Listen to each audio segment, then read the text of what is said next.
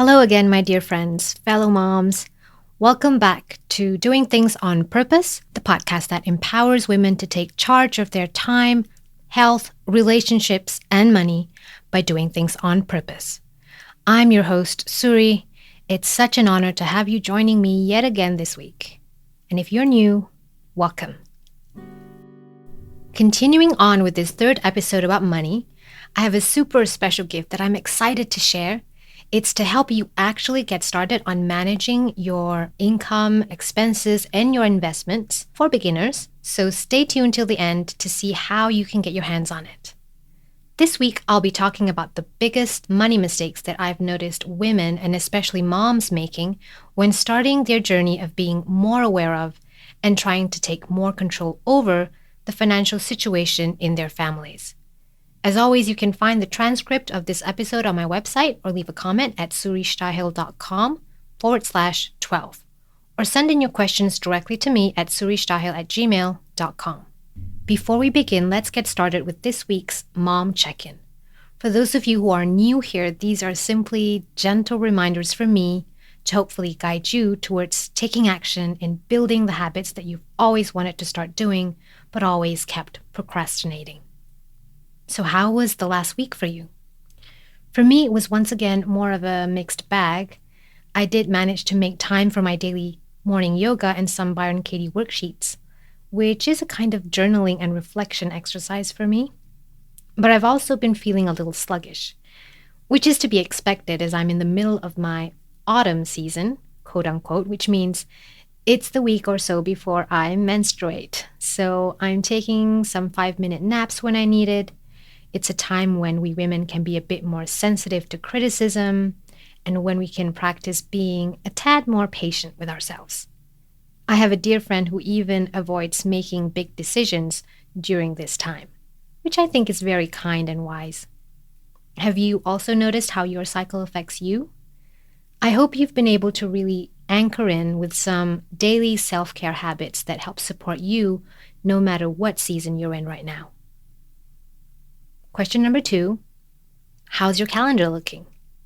Yes, if you're a stay-at-home mom, you can also have a calendar to organize all the cleaning, shopping, school drop-offs, playdates, and school invitations that you need to manage.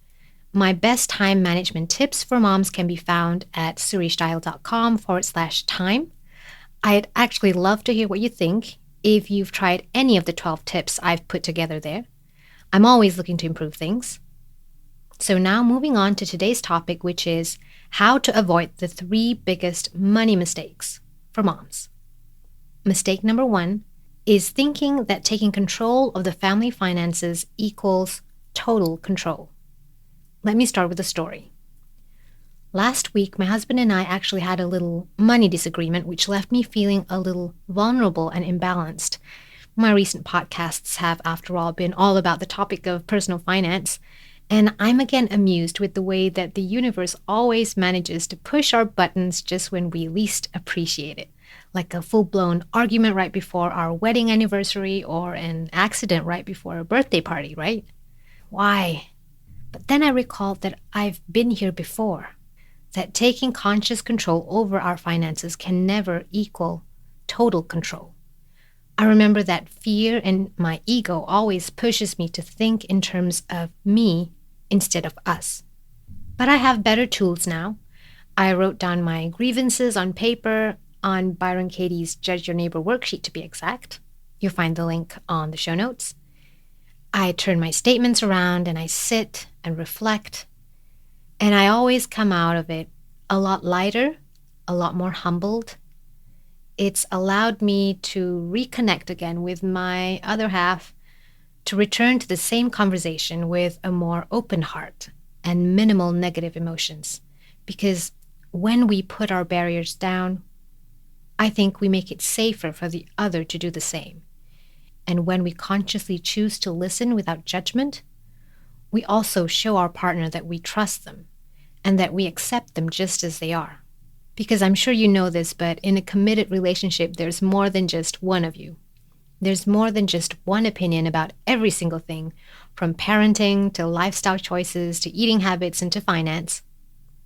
So, how do we make room for a spouse who might have different beliefs and values than us when it comes to anything, and in this case, money? All we can ever hope to do, in my opinion, is just to do our part, to put our best foot forward and keep investing in our own financial literacy so we can have better informed discussions and eventually make better informed decisions as a family. And remember that building trust between couples to talk openly about money takes time. Which brings me to my next mistake. Mistake number 2, the now or never or all or nothing mentality. Maybe you've tried having a discussion with your partner about money and it didn't end well. Maybe the discussion left you even more confused and feeling smaller than you ever did before. You think, that's it, it's just too hard, I give up. And just like that, you give up your power. So you end up hiring a financial advisor at the bank to handle your money, or you get sold life insurance and annuities that you don't understand to help secure your retirement in the future. You hire an investment manager to help you buy and sell stocks. You close your eyes and just hope that these strangers will take very good care of you because you've paid them for it. Who else would you trust with your life and the well-being of your future so blindly? These contracts are often easy to get into and very expensive to get out of. So don't ever feel pressured to solve your problems or gaps in financial understanding by just leaping into whatever advice distinguished-looking men or women in fancy suits tell you. They don't care about your or your partner's money more than you do. So learn to be happy with good enough. Maybe your good enough for this month is just starting that conversation with your partner. Maybe your good enough for next month is your partner finally finding out what his company retirement plan entails. Maybe your good enough the following month is finally calculating the emergency fund that you need to save towards. Maybe it's finally organizing one more money bucket from my 12 money bucket list from last week's episode. Or maybe it's eventually taking a simple investment course to help give you the confidence to open a brokerage account and to start buying into the stock market on your own. Don't ever believe that you have to figure it all out all at once or go all in for any kind of investment or strategy. Be willing to figure out what you like and what you don't like along the way. Because every financial advisor or every financial influencer thinks their way is the best, including me. So find someone whose heart and money philosophy matches your own. Mistake number 3 is having unreasonable expectations. Now, the lovely thing about the digital age is how accessible and affordable financial instruments have become for the average consumer. Anyone with a mobile phone can now invest in the stock market or in crypto if they so choose.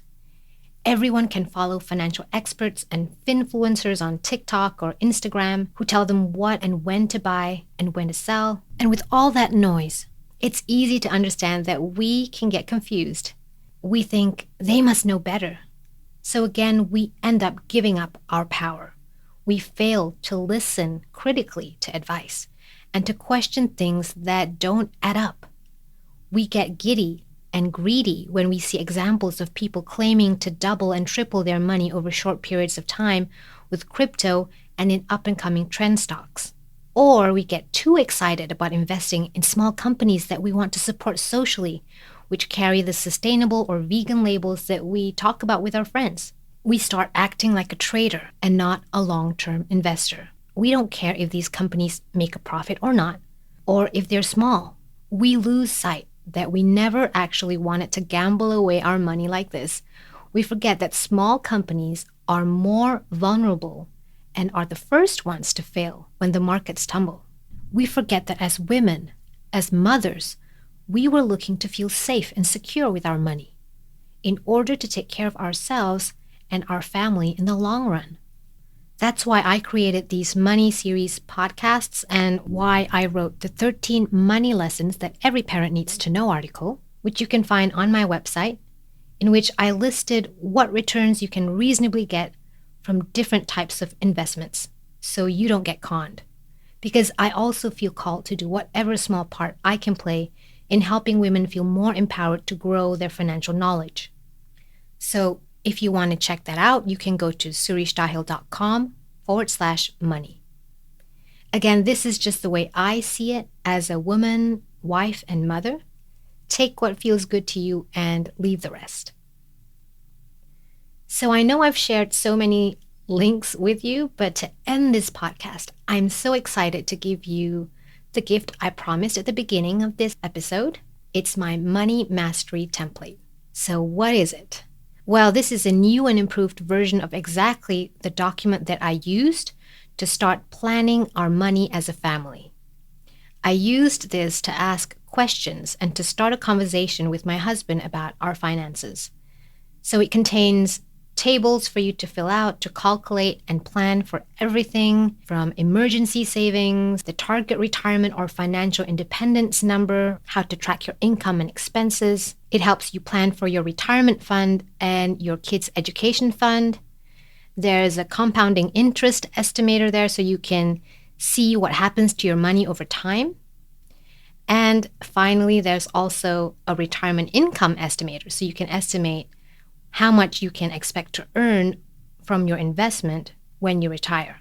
Just fill in the blanks that apply to you, except don't touch the areas highlighted in gray because they have formulas in them. It's all included in the instructions. So where can you get this amazing template? You can go to suristahel.com/money mastery.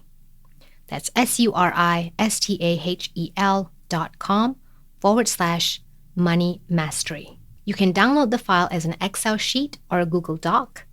Let me know if you have any problems accessing it, and if you need any help, you notice a mistake, or you have a suggestion on how I can improve it, just shoot me an email at suristahel@gmail.com. Okay, that's all I have for you this week. I hope you found this episode helpful. Please don't forget to subscribe, rate, and share this podcast with a friend if you liked it. Again, you can find all the links mentioned and the transcript at suristahel.com/12 for this episode 12. Thank you so much for tuning in. This is Suri, and you're listening to Doing Things on Purpose. I'll catch you again next time.